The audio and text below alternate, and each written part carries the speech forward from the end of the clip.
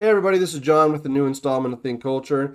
This is going to be the first of a new series called like the BSing series, in which it's more sort of off the cuff, random conversations. And in today's episode, we're going to talk about race, race relations, race related social pathology, and sexual difference. Those are basically the topics. And all of it is going to be brought together to explain the lens through which I view stuff like race relations. There's a bunch of different factors that I think have to be sort of taken into account to form a kind of general theory of what's going on, or like provide a kind of general lens through which to evaluate things that I think is correct. And basically, I agree with and disagree with both sort of the racist right and the progressive left about race. Right?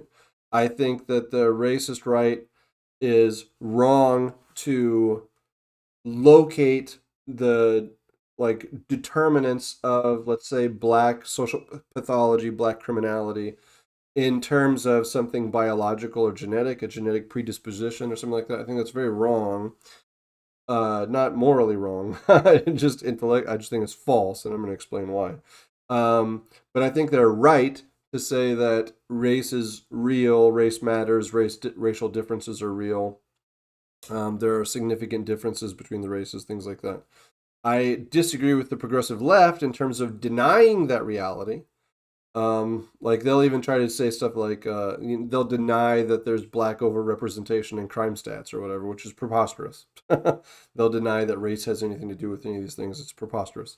Um, but I think they're correct in locating kind of the etiology of black criminality, let's say, in uh, society to some degree, right? Saying that the origins of this kind of pathology are in structures of society rather than in the genetic makeup of black people or something like that.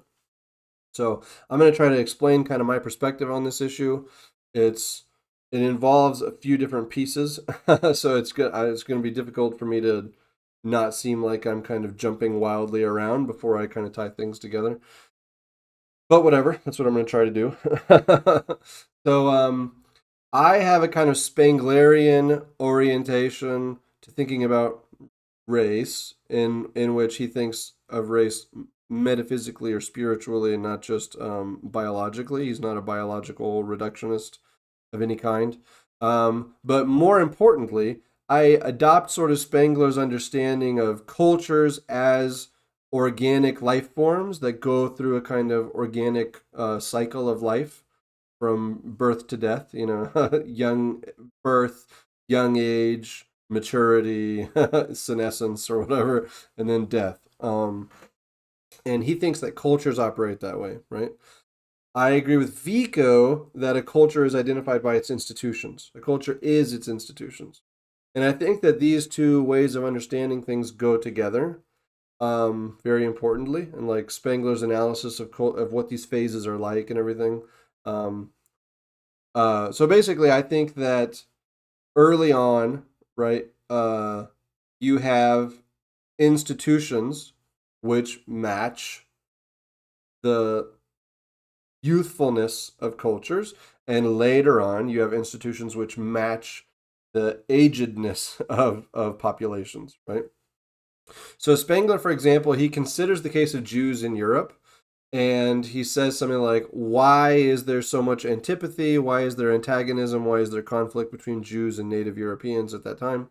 And his answer is something like they're sort of temporally out of joint, right?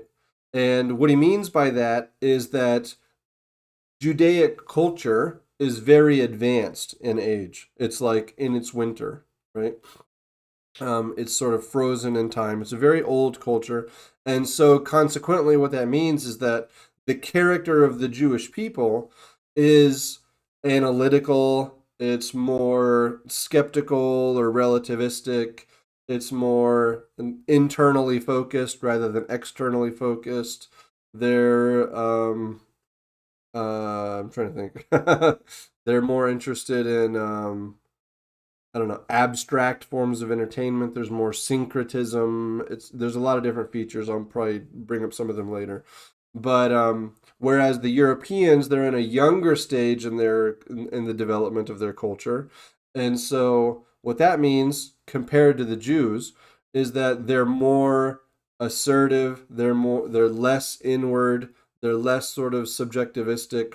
They're less like the rationality of the Jews as being in a late stage of their cultural development from the perspective of a younger culture is going to look like manipulation, right? It looks like these people are manipulative, they're sneaky, they're trying to they have cunning and they're trying to figure out ways to do whatever. Younger cultures, there's less uh, ratiocination. There's less abstraction. There's less like conscientiousness or whatever. It's more action directed. It's aggressive, assertive, active. I'm an external focused, etc. So there's a lot of these different sort of axes through which you could look at it. But the point basically is that there's a disconnect there's a temporal kind of disconnect where the Jews don't fit in with the Europeans in terms of time, right? There are different stages in the development of those cultures, and that causes conflict. And he thinks that's the source of the conflict, basically. Now, every culture in Spengler is different. They're all distinct, but they all follow the same kind of life trajectory, right? And so it doesn't even matter so much like if you have a young culture and a young culture, they could be very different, but there are also going to be a lot of similarities in terms of their temperament, in terms of their, desire to act in the world rather than to sit back and rationalize and things like that.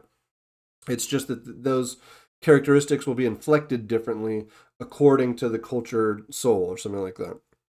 Right? But he thinks that's what's going on with the pathologies. Now, I extend this a little bit through this kind of Viconian analysis of institutions, of like a culture as institutions. And so I think also you can say something about the institution. I mean, it's not just me, that's also in Vico and Spengler, but the institutions also evolve as a culture transforms, right? As a culture ages. I think that in the way this works, I'm going to take a step back and talk about men. um, so I think men are a social problem, right?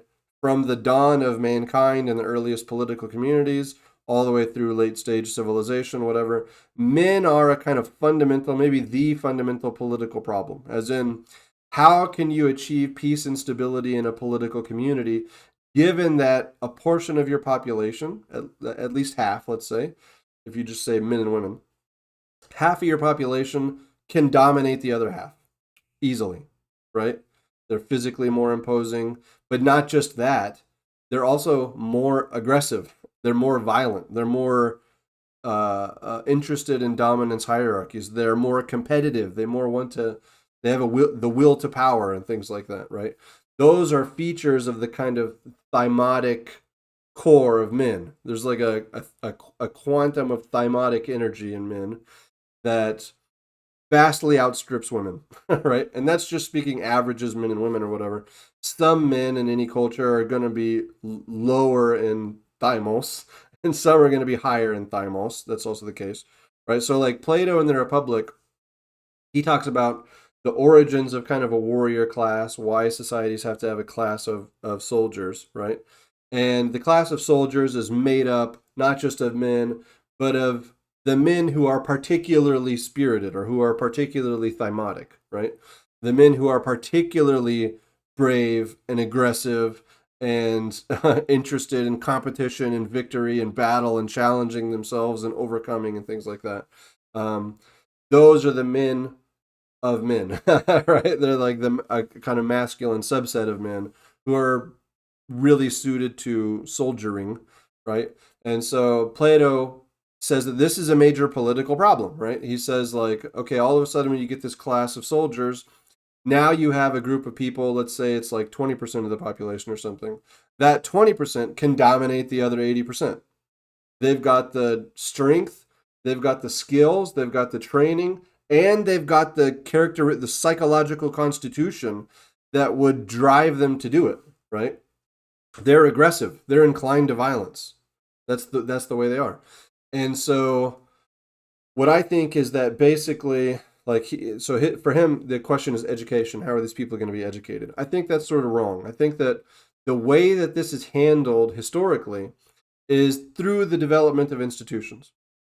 I think that the main social problem that people have in forming political communities is men. It's this aggressiveness, right? What do you do about this aggressiveness? How can you tame men so that they don't attack their own, right? You have the wolves guarding the sheep. How do you prevent them from eating the sheep, you know? And so I think that this happens through the development of institutions. And when you look at institutions in early culture, in early stages of culture, they're like, you could look at Sparta, right? Sparta is their like main institution is the military. Everyone's pushed into the military. That's where you go. That's where you fight and compete and achieve excellence and, you know, hone your skills as a man or whatever. And it provides you a release of all of this aggressive thymotic energy in a way that doesn't damage the peace and stability of your political community, right? And so I think that's what the function of the institutions is. The institutions function to restrain, not to restrain, to redirect, right? The aggressiveness of men. And earlier on in a culture's life, the men are more aggressive. And so the institutions have to, in a more kind of direct way, grapple with this kind of masculine problem, the problem of masculinity, the problem of thymos, right? And they've got to figure out how it can be sublimated to achieve the ends of the political community. And so you get more emphasis on the military, you know, different things like that, right? As cultures evolve, as they move through their life cycle, I think the sort of quantum of thymotic energy in the men in general it lowers, right? And so the institutions no longer have to sublimate as much thymos. They don't have to do it as directly or whatever. And so you get an increasing diversity and number of different types of institutions, right? You get an increasing complexity of institutions. And they're less, there's less of a demand on them to provide the sublimation of for the sublimation of the aggression of males in that community. Okay? And so so I think you could also understand what's going on with Jews and Europeans in the Spenglerian example as Jews in Europe are at a different stage in their development as a culture and therefore like at a later stage and they have less thymos, right? They're less they're less aggressive, right? They're less overt and direct. They're less interested in competition. They're less interested in like proving their manhood. They're less interested in honor and like they're more rational, inwardly focused, analytical, etc. Right? And so the Europeans have much more thymos, and the Jews have much less thymos. And so I think that in the institutions of the Europeans, obviously in Europe, right, those institutions have evolved in tandem with and to provide for the sublimation of the thymotic energy of Europeans, right? And so the institutions are fitted to them. The Jews, on the other hand, they have much less thymos. I think that they're less fitted to the institutions in Europe, right, at the time. And you get social pathology, I think, when there's a kind of disconnect. When you have a culture with institutions that aren't fit to purpose for the sublimation of this libidinal energy or this thymotic energy, then you have a problem, right? When there's too much thymos and the institutions are too, let's say, effete or something like that, when they're too feminine, when they're too abstract or something, then you get social pathologies. And when the institutions are designed to sublimate massive amounts of thymotic energy, and the population doesn't have it, you also get social pathology. You get social pathologies sort of in either directions. If you brought a Spartan to modern America, you would get social pathology, right? He would be seen as a crazy, aggressive, violent, whatever. He'd probably be getting into fights. He'd be engaged in criminality, something like that, right? If you take a modern American and put them in ancient Sparta, again, you would get social pathology. He would be seen as manipulative or sneaky or and like weak and subversive or whatever, right? And he wouldn't be able to fulfill his social functions, right? He wouldn't be able to fit into the institutions. No one would want to marry him because he doesn't seem like a man. He's a weak, pathetic loser or whatever. He wouldn't be able to conform to the demands of the military, right? He wouldn't be able to fight bravely in battle. He would look like a coward, and so blah, blah, blah, blah, blah, right? You get social pathologies in either direction, but it's a product of the mismatch of the institutions and the character of the men. Okay? It's a big issue. And so when I'm looking at black criminality in America or something like that, I think about it in this through this lens, right? I'm like, okay, and not just that, but like we have high like male suicides, drug abuse, mass murder, like people going postal and stuff like that, right? I see those as related sort of phenomenon to black criminality, but they're two different populations. The institutions in America, I think until things have gone crazy recently, but until recently, the institutions in America were adapted to the thymotic energy of European males, right? Um, the black population is different, right? They have a different level of thymos. They're not part of the. They're in a kind of metaphysical sense. They're not part of the same culture. They're not part. They don't belong to the same. They don't have the same culture soul or something like that, right? You can think about this sort of thing in terms of biological correlates like testosterone or whatever, but I don't think that really gets at it. You could think about it in terms of like dopamine reception and things like that. You can think about it in terms of things like metabolism. Like there are sort of biological markers or biological correlates, but I don't think that it's exact. And it doesn't account for it. But I do think that when you look at the black population, you look at a social pathology like black criminality, what you're looking at is a people whose thymos, whose libido, like in an expanded sense, right, is too much, right? It outstrips the possibility of the institutions to sublimate them. Okay. And consequently, you get social pathology. You get violence, you get criminality. Men are inherently violent, right? They differ, again, this is like averages. There are lots of white men or white European men or whatever who also, like, you can find white European men who have very high testosterone, right? You can find white European men who have low testosterone.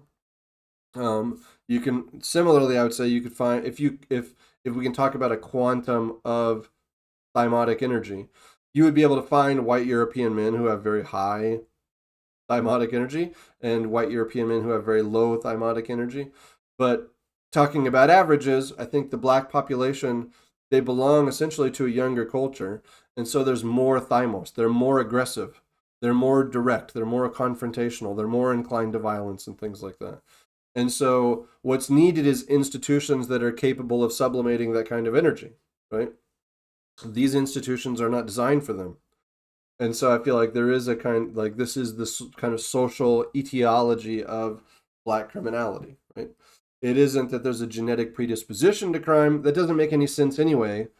Like criminality, I'm enough of a Foucauldian to say like criminality obviously is a social construction, right?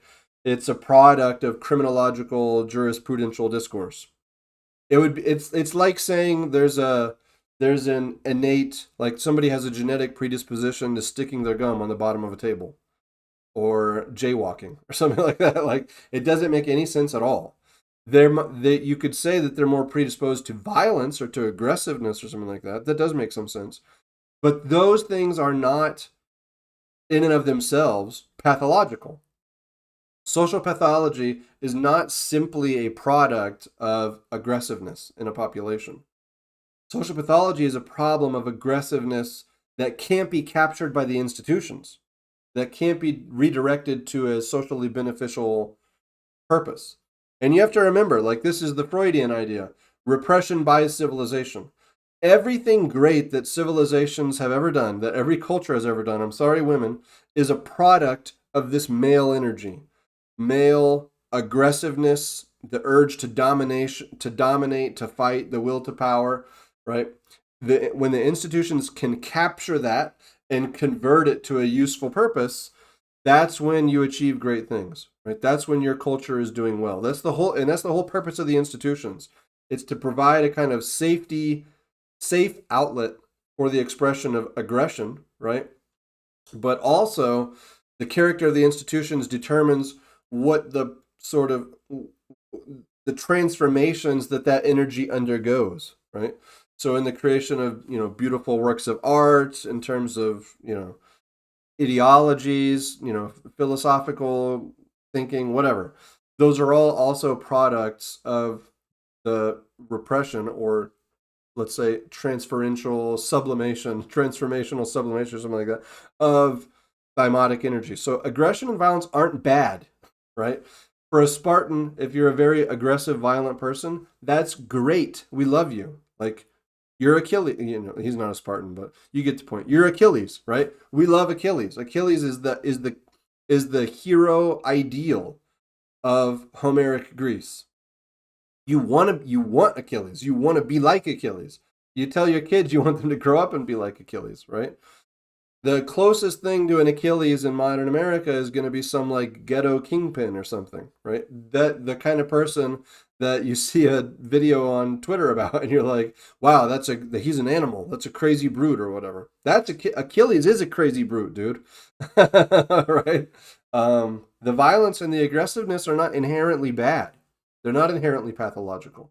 They're pathological when they exist in a system that's not capable of transforming them and sublimating them to a useful purpose. And so what I'm saying is there's a mismatch between the institutions and black people, right? There's also a mismatch increasingly between the institutions and men.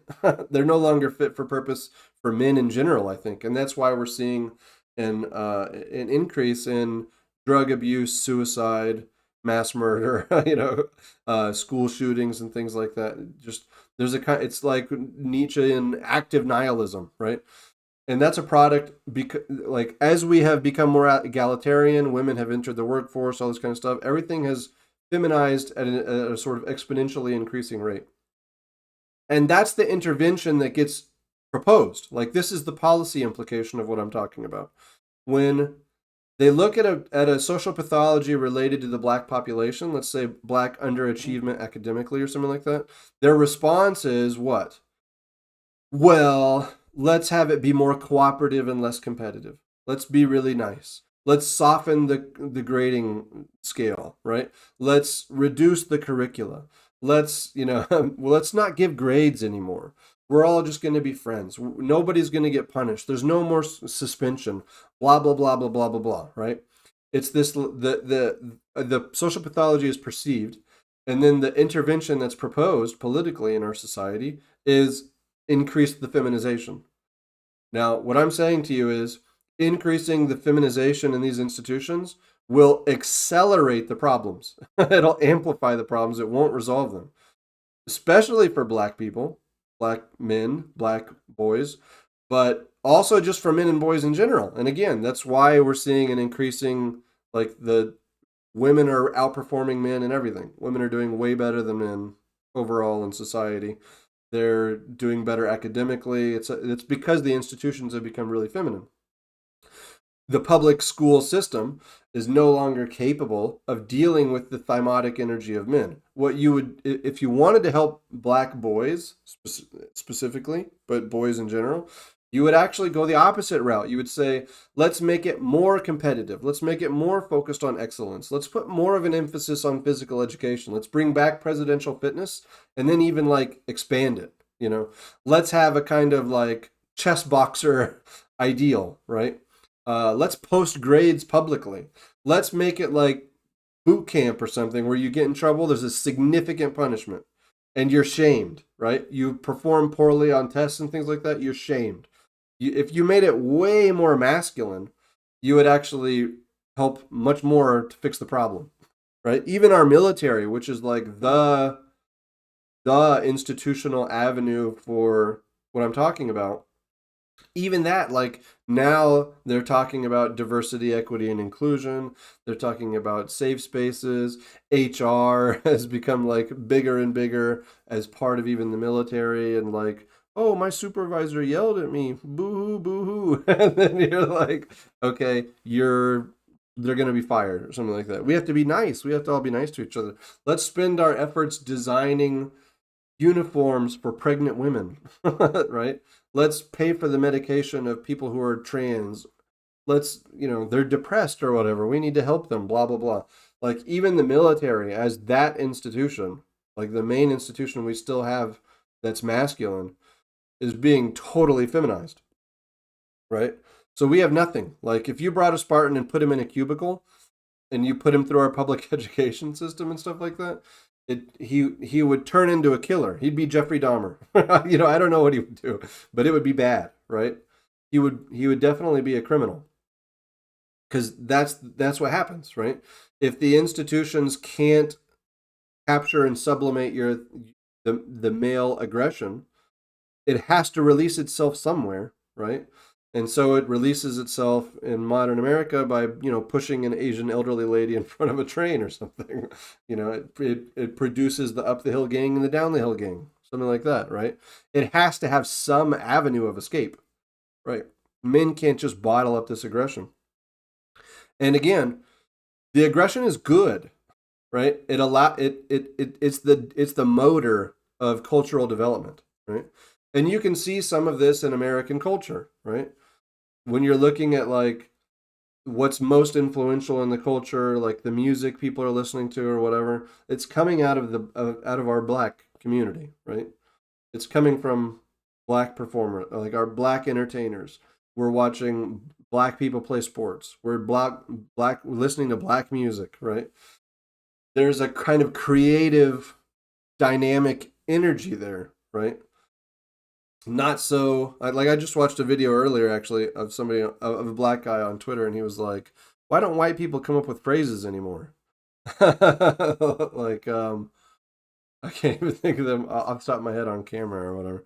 But it was like, "Newsflash, buddy," "I don't give a rat's ass," things like that. He was like, "Oh, I really missed that," but like, when I was a kid, I heard these things a lot. Now, I know, like, what phrase have white people come up with recently? And it's silly or whatever, but it captures sort of this issue. Like, white Europeans lack the creativity, they lack the energy, they lack the drive.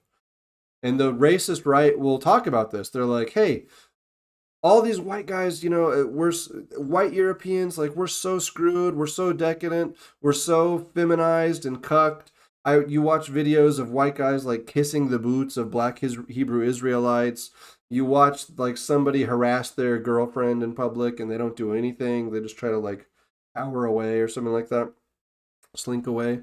And I agree with them. I agree. That's absolutely disgusting. It's humiliating, disgusting garbage. White men need to be way more masculine, way more hard, way more aggressive, more violent, right? But the problem with these people is that then they'll watch a video where like a black guy's girlfriend is talked to or whatever, and he turns around and he's like, "Hey, what are you doing talking to my girl?" Bang, and they're like, "Oh my god, that's so uncivilized. He's a brute. He's an animal." And I'm like, "Dude, that's what you're saying you want us to be like. Maybe not to that extent or whatever, but I don't know how you don't watch that and think like there's something admirable here. Right? There's still a concern for honor, right? You can't dishonor me. I'll fight you to the death over my honor, right? There's something admirable about that. There's something very masculine about it, and it's it's reflective of a kind of more vital culture, quite frankly, right?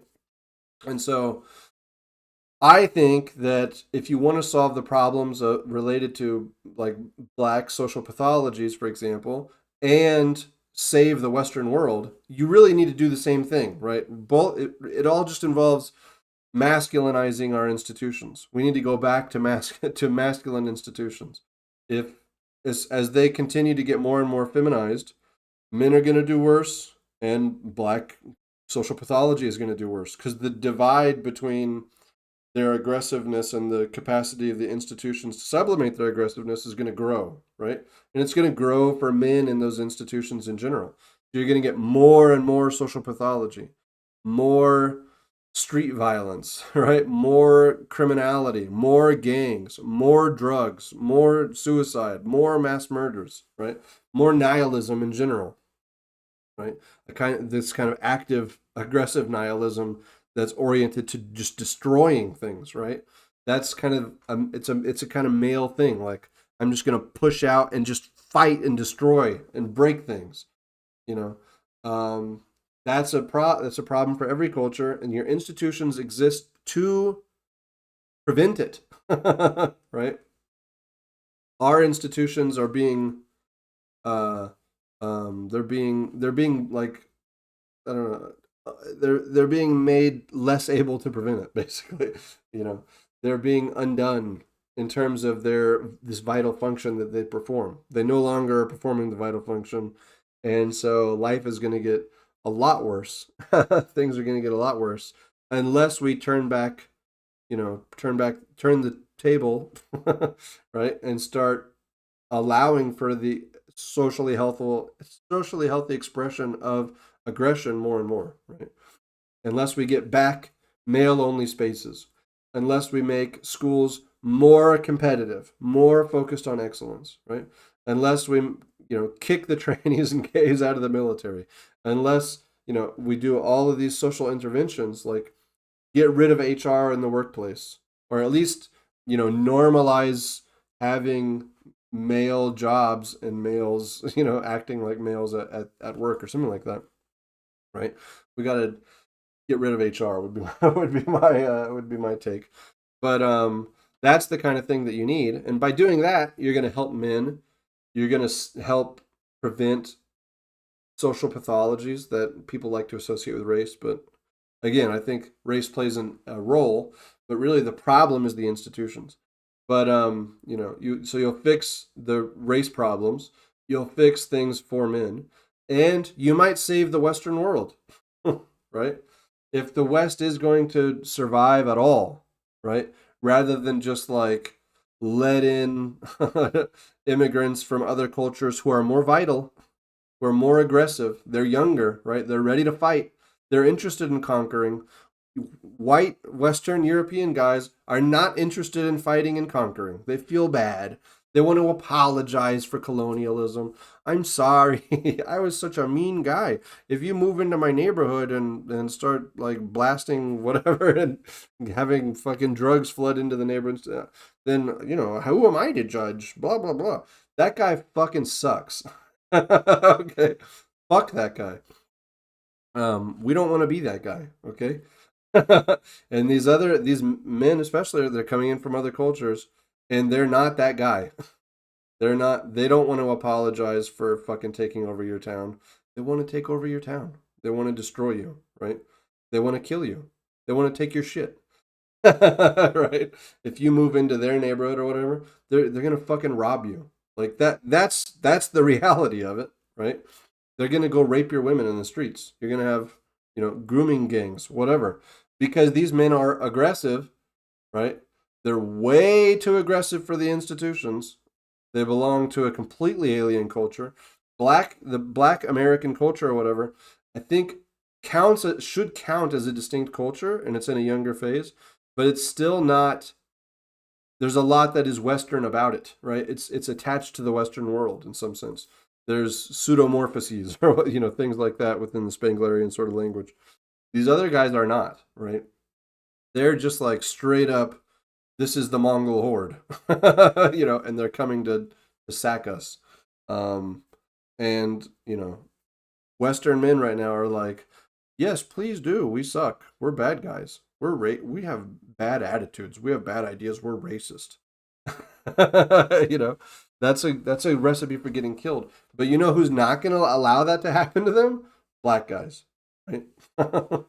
You know who does have some vitality, some life energy, some thymos, some aggressiveness, who will defend their girlfriend when you harass them on the train or whatever? Black guys, right? And so, yeah, the racist right. I can't understand this kind of hypocritical position of like, we hate the cuck shit, we hate the effeminacy. It's a reflection of decadence and the death of the West and things like that. But also, we look at these other people and we're like, wow, they're brutish, they're barbaric, they're like animals. They fight over insults or what, like, yeah, that's what you're saying we're missing. That's what Western men are missing, right? They're not dueling anymore. They're not doing duels. They don't slap each other with the glove and pistols at dawn. They don't do any of that shit at all, right? They're weak, cowardly, effete, cucked, and they need to not be, right? If the West is going to survive at all. Um, but anyway, that's my take on it. It's pretty offensive. It's pretty upsetting, I think. But I think that it's true, right? If you want to understand like black criminality, you need to think in those terms. You need to think in terms of, these different races, they're different populations, they belong essentially to different cultures. They're temporally disjointed, right? The institutions in our society are built for white people, right? That's the thing that the progressive left sort of gets correct, right? They say something like these are white supremacist institutions or whatever, which is fucking ridiculous. But they are institutions that have evolved organically alongside and out of Western peoples, right? And so what that's meant is that they're more abstract, right? They're more effeminate, right? They're softer, they're subtler, they're nicer, they're more like tasks are more cooperative. There's less competition, et cetera, et cetera. And so those things don't fit with the black population at all, right? They don't. If you're a really aggressive young guy with a lot of like pent up energy that needs to be expressed, and they try to sit you in a classroom for 8 hours a day and make you just like hold hands and be nice and listen to this fat woman, right? It's not gonna work, dude. It's just not gonna work. And for boys in general, especially for again Western men who are more thymotic, it doesn't work for them either, right? And so what do? They get into drugs, they play lots of video game, it's porn, and then they're drug addicted 20-year-old guys that are whatever, and then they turn 30 and they commit suicide. you know, that's pretty much their trajectory, which isn't great either. Like, is that better than being a gangster or whatever? Is that worse? I don't. Is it? I don't know, dude. They both suck, right? Um, but anyway, I hope you thought that was somewhat interesting. I'm definitely open to other opinions, other views. But take care. Don't forget. Don't simply react, but think culture.